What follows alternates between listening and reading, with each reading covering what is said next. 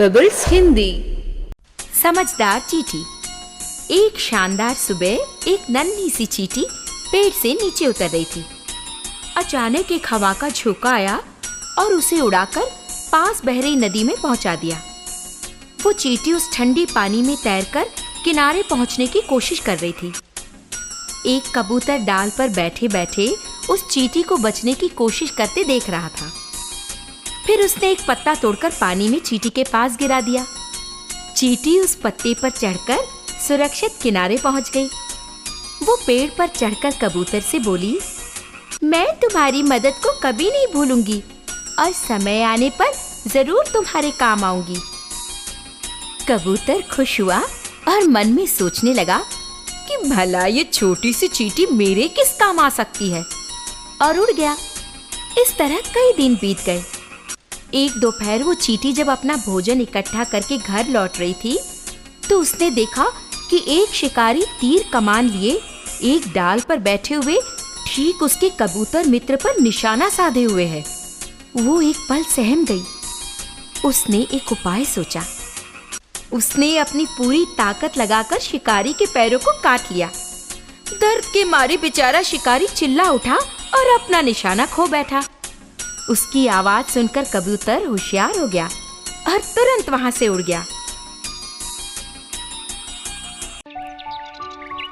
समझदार सांड। एक किसान के पास एक सांड था जिससे वो अपने खेतों में काम लेता था।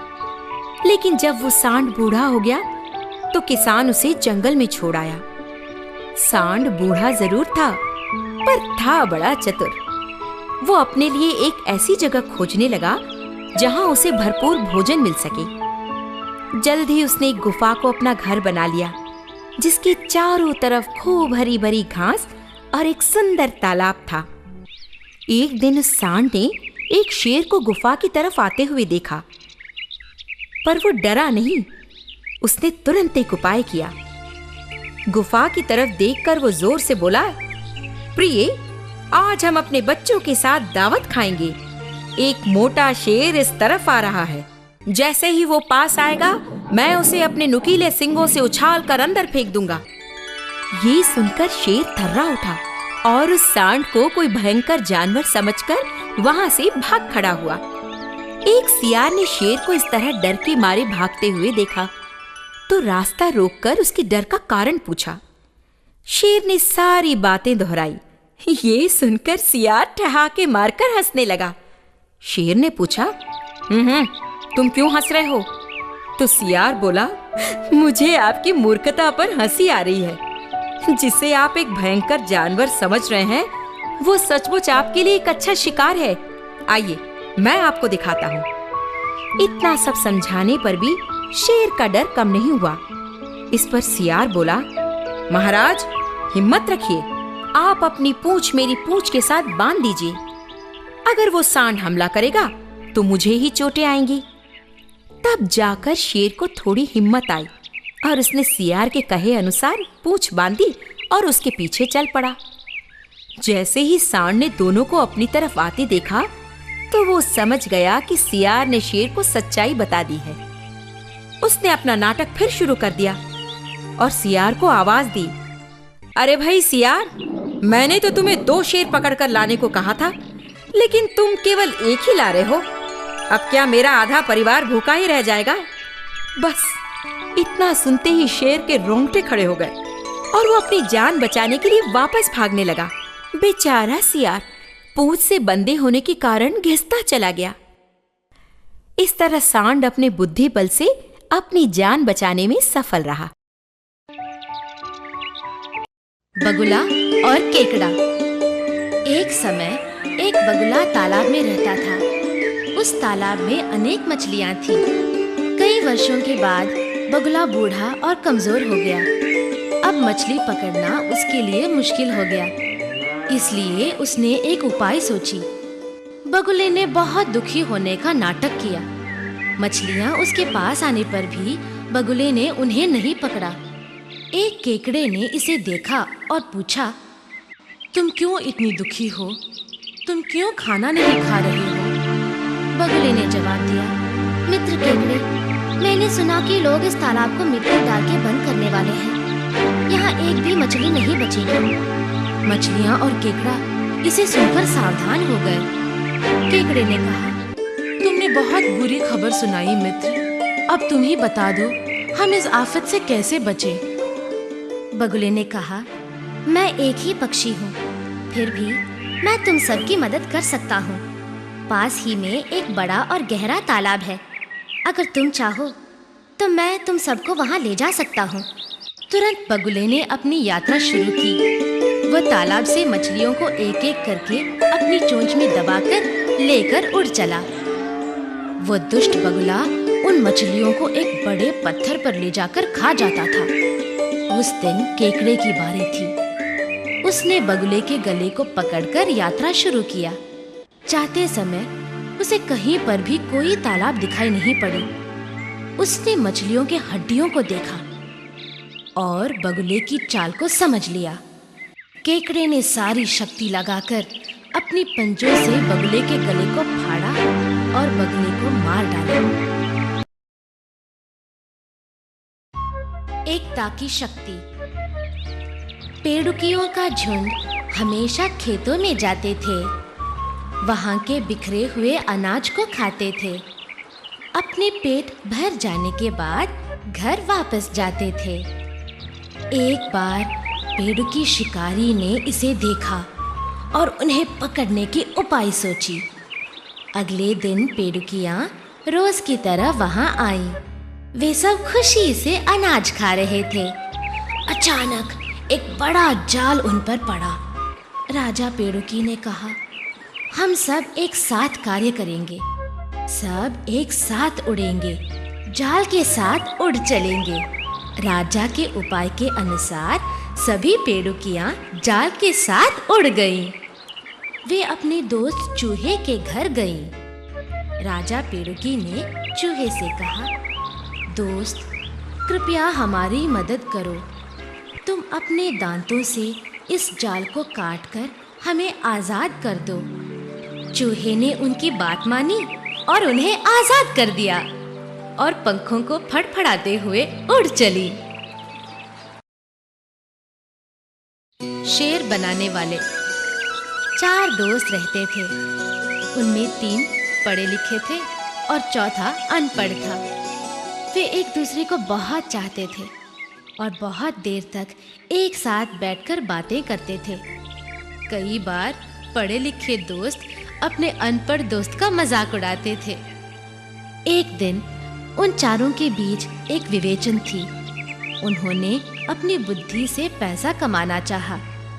उन्होंने यात्रा पर जाकर पैसा कमाने का निश्चय किया। यात्रा करते समय उन्होंने मरे हुए जानवर की हड्डियों को इधर-उधर बिखरे हुए देखा। पहले आदमी ने कहा, मैं इन हड्डियों को सही जगह पर जमा सकता हूँ।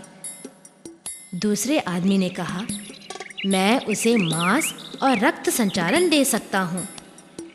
तो तीसरे आदमी ने कहा, मैं मरे हुए जंतु को प्राण दे सकता हूँ। फिर क्या था, तीनों मिलकर जंतु को जमाने लगे। वह जंतु मरा हुआ शेर था। चौथे आदमी ने कहा, कृपया उसे जान मत दो। लेकिन वो तीसरा आदमी सुनने वाला नहीं था। वो अपनी अक्लमंदी दिखाना चाहता था। तो चौथे आदमी ने उन्हें रुकने के लिए कहा और पास वाले पेड़ पर चढ़ गया। जब तीसरे आदमी ने शेर को प्राण दिए, तब वो शेर उन तीनों पर झपटा और उन्हें मार डाला।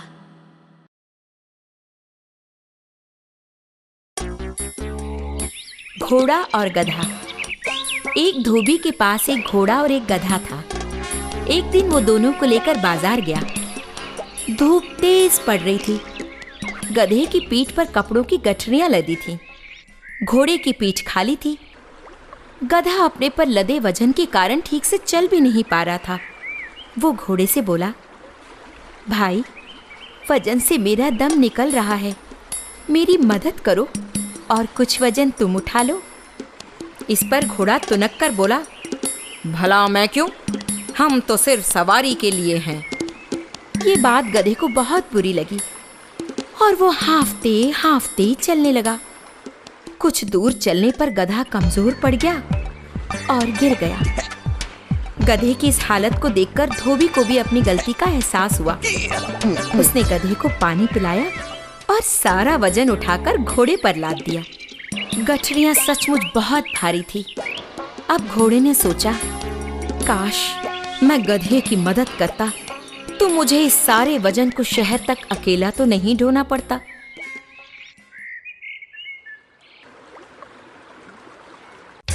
राजा और हिरण।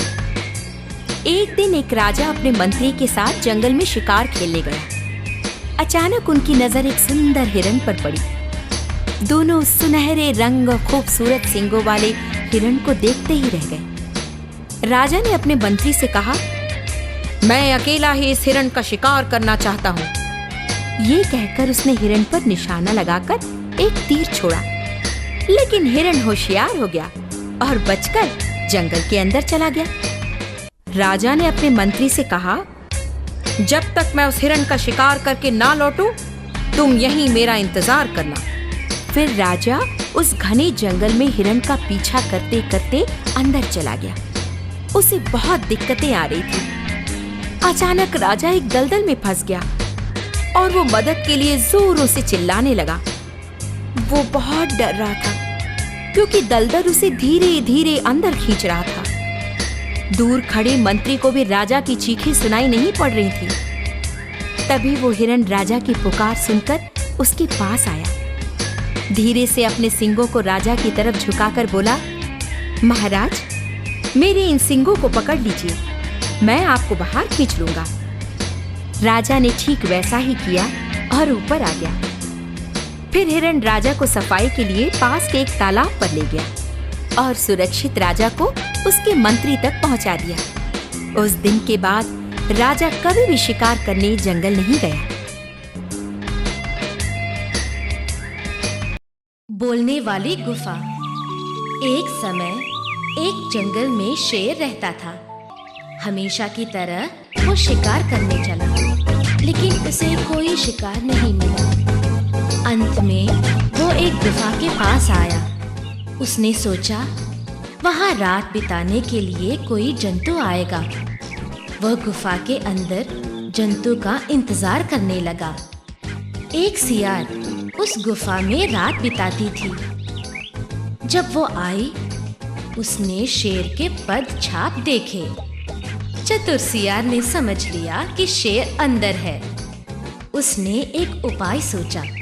उसने कहा, हे गुफा, शुभ संध्या। शेर ने जवाब नहीं दिया।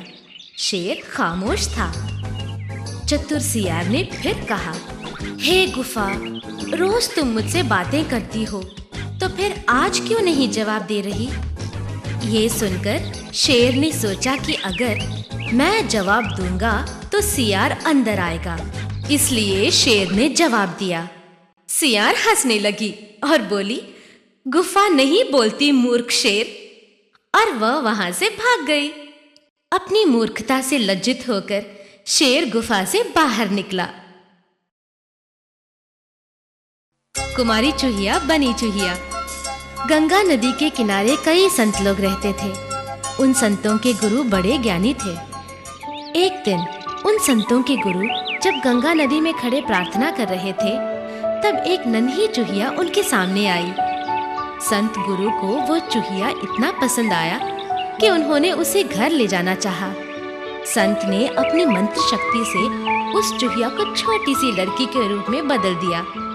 उस लड़की को अपनी पत्नी के पास ले गए। उन्होंने कहा, यही तेरी बेटी है, इसकी देखरेख प्रेम और ध्यान से करो।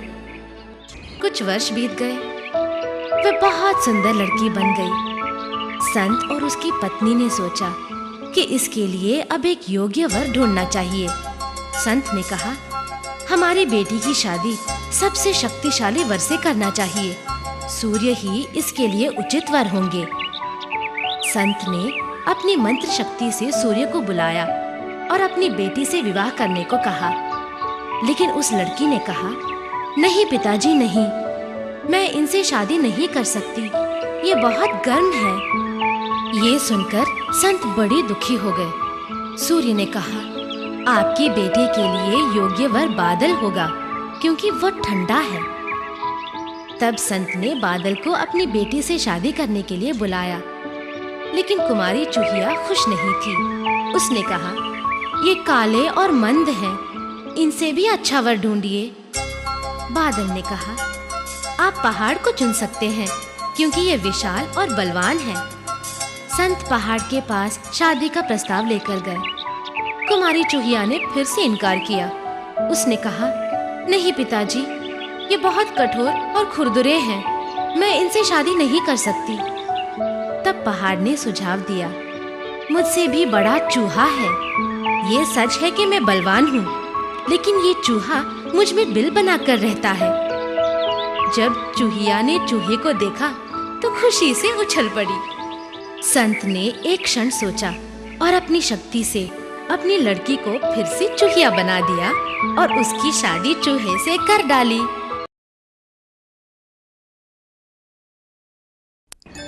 जादुई छड़ी। एक जंगल में एक सुस्त खरगोश रहता था। एक दिन जब वो एक पेड़ के नीचे बैठा हुआ था तो उसे वहां एक छड़ी मिली। उसने उसे उठाकर जमीन पर मारा। ऐसा करते समय वो मन में बहुत सारे गाजरों की इच्छा कर रहा था। अचानक ढेर सारा गाजर उसके सामने आ गया। उसे आश्चर्य हुआ, लेकिन समझने में देर नहीं लगी कि वो जादुई छड़ी है। फिर भी उसने एक परीक्षा करने की सोची और उसने घास के ढेर की इच्छा की और तुरंत घास का ढेर उसके सामने आ गया। अब उसे यकीन हो गया कि वो वाकई जादुई छड़ी है। फिर क्या था, अब उस खरगोश का काम था सिर्फ खाना और सोना। एक दिन जब वो सो रहा था तो अचानक दूर शेर की दहाड़ सुनकर डर कर वो कांप उठा। उसे एक उपाय सूझा। तुरंत अपनी जादुई छड़ी से उस शेर को खरगोश और खुद शेर बन गया।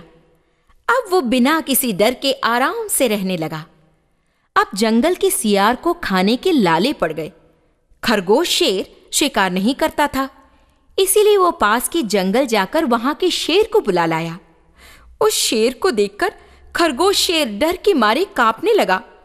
उसे समझ नहीं आ रहा था कि किस तरह असली शेर को वहां से खदेड़ा जाए। अब उसे ईश्वर की रचनाएं समझ में आने लगीं। एक असली शेर ही शेर का काम कर सकता है, कोई दूसरा उसके रूप में नहीं। फिर वो जादुई छड़ी की मदद से वापस अपने असली रूप में आ गया और गुफा छोड़कर चला गया।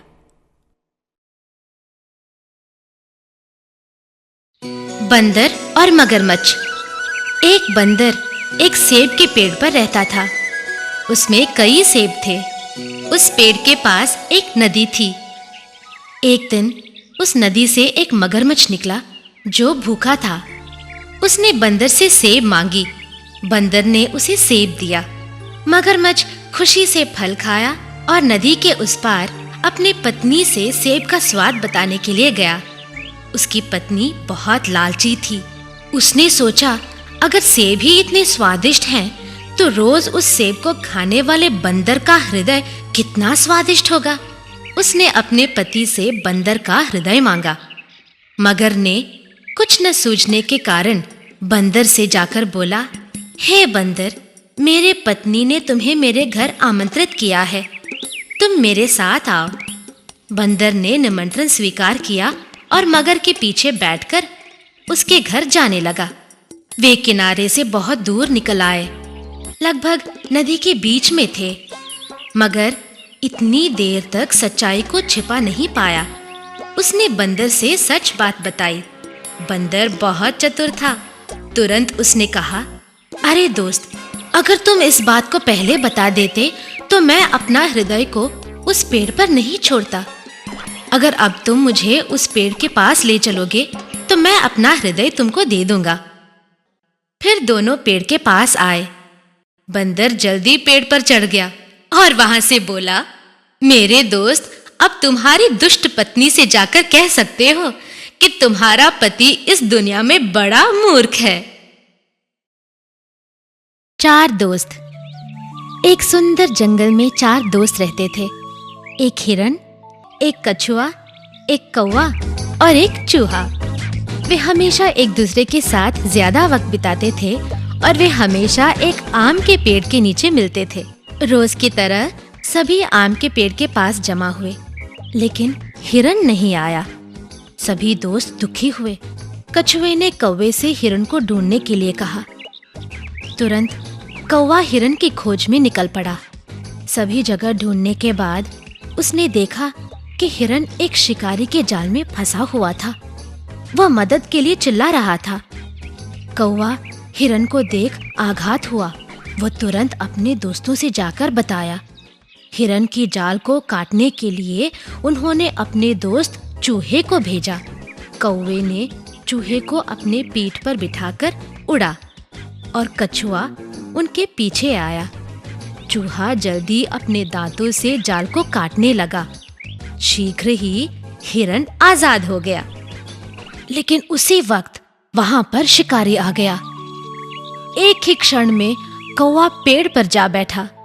चूहा पेड़ के पीछे जाकर छिप गया। हिरन दूर भाग निकला, लेकिन कछुआ जल्दी दौड़ नहीं सका। शिकारी ने कछुए को थैली में डाल दिया। अब अपने दोस्त को खतरे से बचाने के लिए हिरन को एक उपाय सूझा। वह जाकर शिकारी के पथ पर खड़ा हुआ।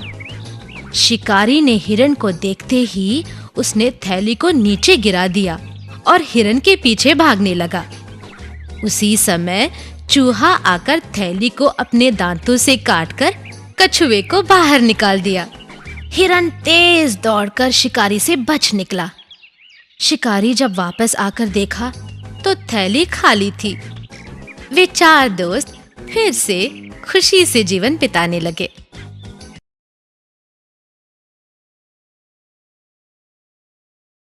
बुद्धिमान बूढ़ा पक्षी। जंगल के बीच एक बड़ा पेड़ था।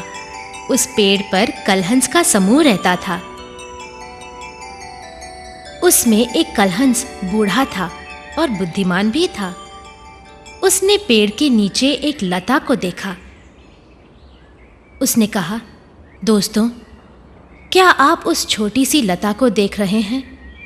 हमें आज ही उसे निकालना होगा, नहीं तो ये हमारे लिए समस्या बन जाएगी। इसके कारण कोई भी आसानी से पेड़ पर चढ़ सकता है। लेकिन अन्य पक्षी इससे सहमत नहीं हुए।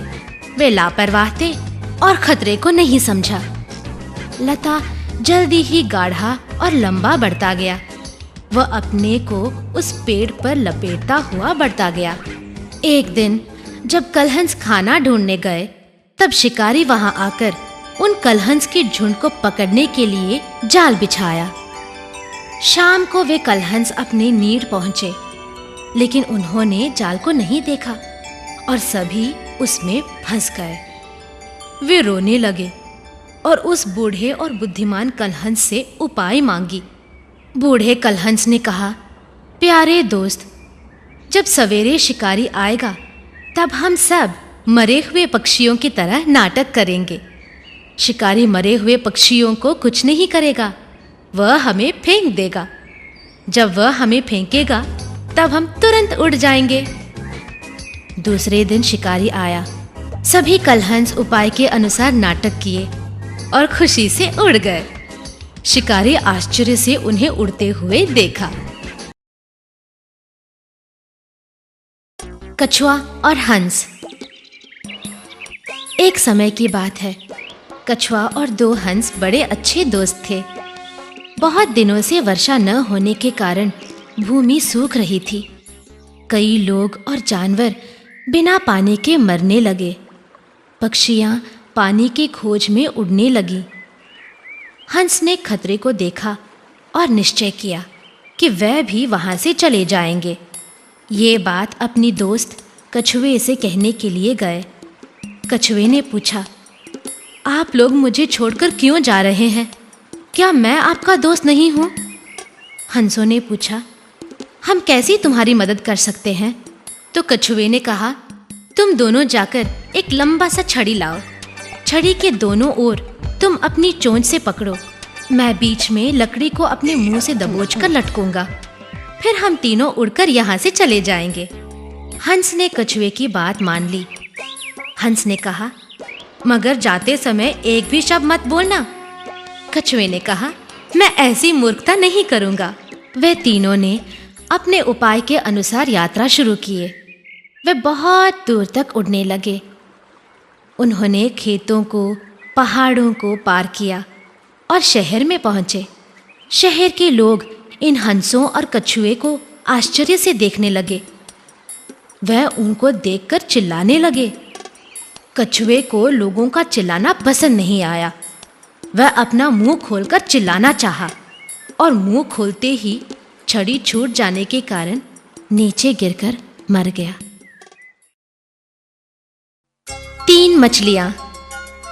एक तालाब में 3 बड़ी मछलियां रहती थीं। एक मछली बड़ी बुद्धिमान थी और सदा सावधान रहती थी। दूसरी मछली चतुर और उपाय कुशल थी। तीसरी मछली हमेशा भाग्य पर भरोसा करती थी।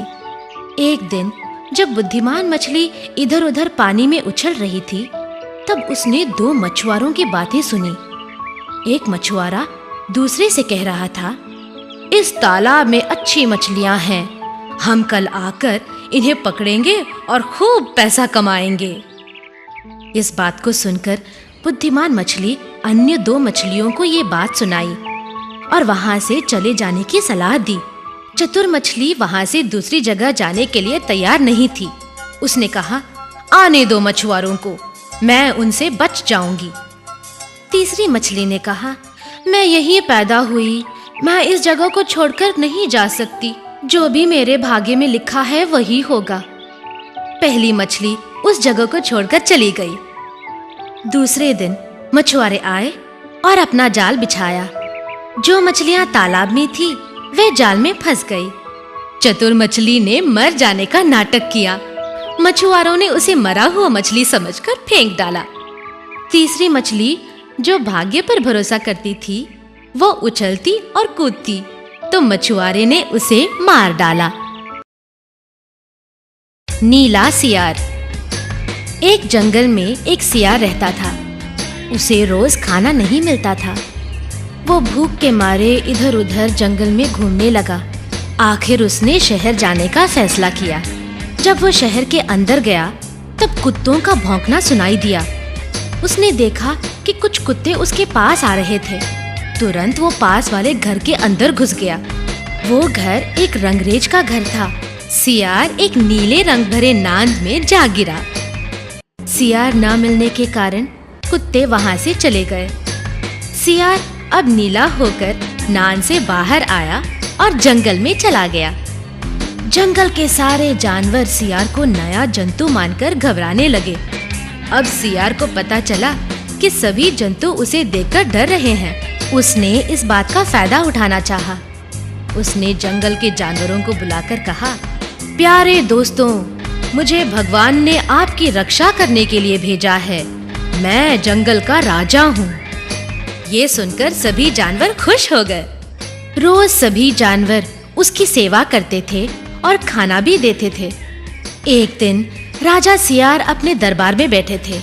उसे कुछ सियारों की हूकना सुनाई पड़ी। बहुत दिनों तक उसने ऐसी आवाजें नहीं सुनी। वो बहुत खुश हो गया और अपने को राजा भूलकर वो भी हूकने लगा। तुरंत सभी जानवरों को पता चल गया कि राजा के वेश में सियार है। वे सियार को पकड़ने के लिए भागने लगे, लेकिन उससे पहले सियार वहां से भाग गया। नाव। एक मेंढक, एक चूजा, एक चूहा, एक चींटी और एक सोनपंखी टहलने निकले। वे एक छोटी नदी के पास पहुंचे। मेंढक ने कहा, चलो नदी में नहाते हैं। मेंढक पानी में कूद पड़ा, लेकिन चूजा, चूहा, चींटी और सोनपंखी ने कहा, हम तैर नहीं सकते। चूजा, चूहा, चींटी और सोनपंखी को बहुत बुरा लगा। उन्होंने सोचा कुछ करना चाहिए। चूजा जाकर एक पत्ता ले आया। चूहा जाकर अखरोट का छिलका ले आया।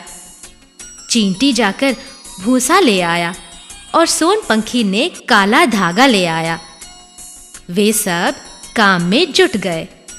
वे छिलके के नीचे भूसा को चिपका दिया और धागे से पत्ते को उसमें बांध दिया। 1 मिनट में सुंदर सा नाव तैयार हो गया। उस नाव को पानी में आगे बढ़ाया और सभी उसमें बैठकर जाने लगे। मेंढक उन्हें देखकर हंसने के लिए अपना सिर ऊपर उठाया, परंतु नाव अब बहुत दूर चला जा रहा था। वफादार नेवला। एक गांव में एक किसान अपनी पत्नी और नन्हे बच्चे के साथ रहता था। एक दिन काम के बाद जब किसान अपने घर लौट रहा था, तब अपने साथ एक छोटा सा नेवला घर ले आया। उसने अपने पत्नी से कहा, हमारे बच्चे के साथ हम इस नेवले को भी पालेंगे। एक दिन किसान की पत्नी अपने बच्चे को पालने में सुलाकर बाजार जाना चाहती थी, लेकिन अपने बच्चे को नेवले के पास अकेला नहीं छोड़कर जाना चाहती थी। तो उसने बच्चे को अपने पति के पास छोड़कर बाजार चली गई। वो जल्दी ही बाजार जाकर टोकरी भर किराना और तरकारियां ले आई। उसने देखा कि आंगन में नेवला बैठा हुआ था। उस नेवले के मुंह में खून को देखकर चिल्लाई, खून, खून, तुमने मेरे बच्चे को मार डाला। उसने अपनी पूरी ताकत से नेवले को मारा और अंदर बच्चे को देखने के लिए चली गई। अंदर बच्चा चैन से सो रहा था। पालने के नीचे एक सांप खून में लथपथ मरा पड़ा था। तब जाके उसे समझ में आया कि नेवले ने सांप को मारकर बच्चे को बचाया है। वो नेवले के पास गई। तुमने सांप को मारकर मेरे बच्चे को बचाया है। लेकिन नेवला उसे सुन नहीं सका, क्योंकि वो मर चुका था। स्त्री नेवले के सामने झुककर रोने लगी। चतुर खरगोश। एक जंगल में बड़ा शेर रहता था। वो सभी जानवरों को मारकर खा जाता था। एक दिन जंगल के सभी जानवर एक जगह पर एकत्रित हुए और परिचर्चा करने लगे कि यदि यही हालत चलती रही तो जंगल में कोई भी जंतु नहीं बचेगा। इसलिए वे सब मिलकर शेर के पास जाकर इसके बारे में बात करनी चाहिए। अगले दिन सभी जानवर शेर के पास गए। उन्होंने राजा शेर को सारी बात सुनाई और शेर को ये बताकर राजी किए कि रोज एक एक जानवर खुद शेर के पास शिकार बनकर आएंगे। वादे के अनुसार सभी जानवर एक एक करके रोज शेर के शिकार बन जाते थे। उस दिन छोटा खरगोश शिकार बनकर जाने वाला था। वो बड़ा चतुर था। वो दुष्ट शेर को खत्म करना चाहता था। वो शेर के पास जाकर बोला, ओ महाराज, आज आपके लिए 6 जानवर भेजे गए थे, लेकिन 5 जानवरों को दूसरा शेर खा गया। शेर ने कहा, दूसरा शेर कहाँ है? मुझे दिखाओ। चतुर खरगोश उसे पास वाले कुएं के पास ले गया और शेर को कुएं के अंदर देखने को कहा। शेर ने कुएं में अपनी परछाई देखी, लेकिन वो शेर मूर्ख था। वो अपनी परछाई को दूसरा शेर समझकर कहा, तुम कौन हो? इस जंगल का राजा मेरे सिवा और कोई नहीं हो सकता। मैं तुझे मार डालूंगा। वो शेर अपनी परछाई पर झपटा और कुएं में डूबकर मर गया। कौवे और सांप। जंगल में एक बड़ा पेड़ था। कई पक्षियों ने उस पेड़ पर घोंसला बनाई। एक बड़ा सांप उस पेड़ को देखा। उसने कहा, ये पेड़ मेरे लिए अच्छा घर बनेगा। ये कहकर सांप वहां रहने लगा। एक दिन सांप ने घोंसले भर अंडे देखे। मैं कितना भाग्यशाली हूँ, मुझे खाना ढूंढने की कोई जरूरत नहीं। ये कहकर वो अंडों को खाने लगा। जब कौवे वापस आए तो उनके घोंसले खाली थे। कौवे ने कहा कि सांप ने ही हमारे अंडे खाए हैं और हम कुछ भी नहीं कर सकते। दोनों कौवे ने सांप को वहां से भगाने की उपाय सोची। वो उड़कर उस तालाब तक पहुंचे जहां रोज रानी नहाने आती थी। कौवे ने उस हार को उठा लिया जिसे रानी ने किनारे पर उतार कर रखा था। उन कौवों ने हार को सांप के बिल के सामने छोड़ दिया। रानी के सेवक कौवे के पीछे भागते हुए उस पेड़ के पास आए तो उन्होंने सांप को वहां हार के पास देखा तो उसे मारकर हार को लेकर चले गए। कौवे और अन्य पक्षी खुशी से रहने लगे और अब उनके अंडे सुरक्षित थे।